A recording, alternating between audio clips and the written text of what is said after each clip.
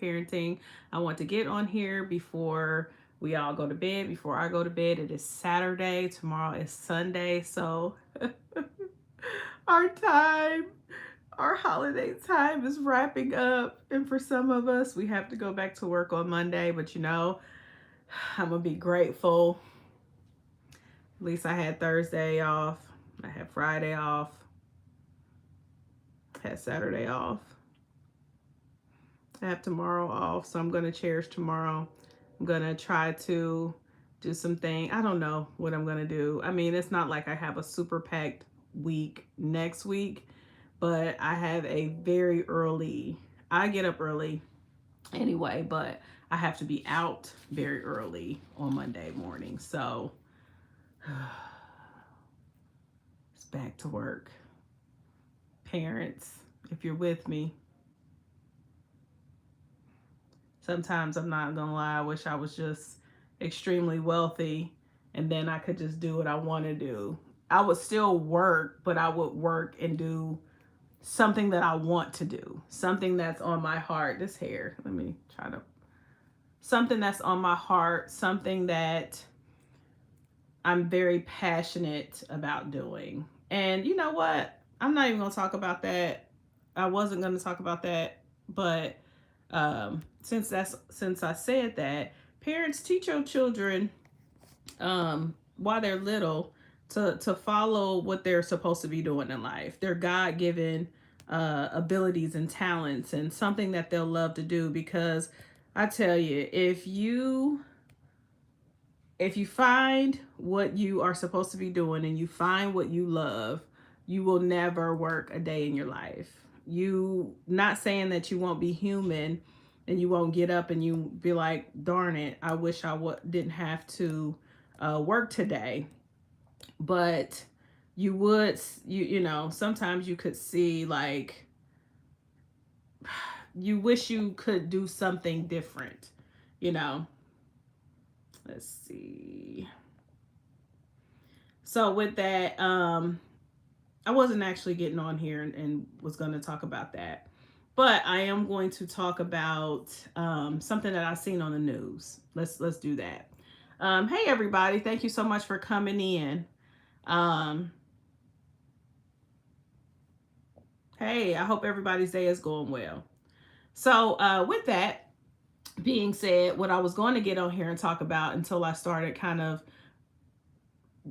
thinking about going back to work on Monday, but I'm going to be grateful that I have a job. And my job's not bad. It's just when you off a couple of days, you start getting kind of spoiled. But anyway, what I wanted to talk about was I was watching the news and they were talking about a young lady whose parents are going to sue. So parents, get on in here, caregivers, because this pertains to you and your children. My children are grown now, but I have grandchildren, so I start listening up close. But these parents are suing the school because their daughter went on a field trip. So for anybody who's been on like field trips at school, they have like chaperones, and you get a, what do you call that, a permission slip first. You get a permission slip. They're supposed to explain the trip and things like that to you. They're supposed to tell you the specifics, how much you pay for it and all that. Well, this wasn't just a regular school trip like going to the zoo or something. This was some overnights. I believe that they were going to like a DC trip or overnight trip. They were doing something. And I remember when my kids were younger and they were able to go on the Washington DC trip. And I think it maybe like 2-3 days or something like that. I think it might have been maybe like a Thursday to a Sunday. I can't remember, but it was a few days because they go and they do all the historical stuff all around in DC. So what happened was the parents got all the information. I don't think that they knew who their child was bunking up with until that day. But the policy says that the girls will stay with the girls and the boys will be paired up with the boys. So that's usually how it's always done when there is a overnight, what is it, an overnight trip anyway. The girls are usually with the girls, and then the girl chaperones, like the moms or the girl teachers, are with the girls. Then the boy teachers are with the boys, and all of that. Well, in policy, it said specifically girls will be bunked with girls, boys will be bunked with boys. Well, what happened was they ended up getting to wherever, and we'll just say they were going on the Washington, D.C. trip. They got there, and then the young lady, I believe she was like 13, she ended up getting her room assignment. And she got her room assignment with another student that identifies as a female. So the student is biologically a boy. So he has a boy part. And the girl, and he identifies as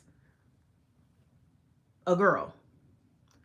So the girl, who's a biological girl, and she also identifies as a girl, had to stay in a room with this boy that identifies as a female. Okay. This girl, so keep in mind, and if I got any women on here, you 13 years old. What the heck? Come on.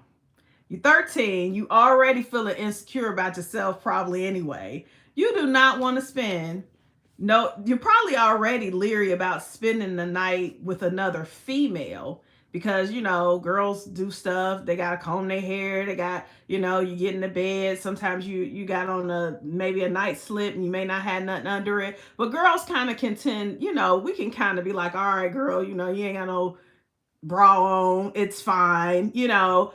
But she's 13. And then what if she was like having girl issues? What if they wanted to put her in this room with a boy? So he probably about 13, 14, who identifies as a female? What? You're already uncomfortable, don't want to share a room with another girl. So she calls her parents and she's like, hey, parents, like, I can't do this. And they're like, you know, what's going on?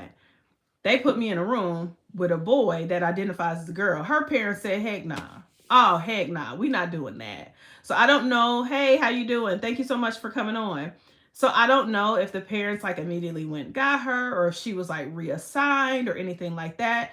But I think with a situation like that, of course you don't want to make the other individual feel terrible or anything like that. But also, I think it was the school's job to at least say, hey, you know, we have something going on. We have trans kids. Your child may be paired with a kid who's trans or whatever. To let the parents at least be like, okay, well, let me opt out or whatever, because that's super uncomfortable. And I know that we want to make everybody comfortable in these situations, but parents should start being able to have a say in something.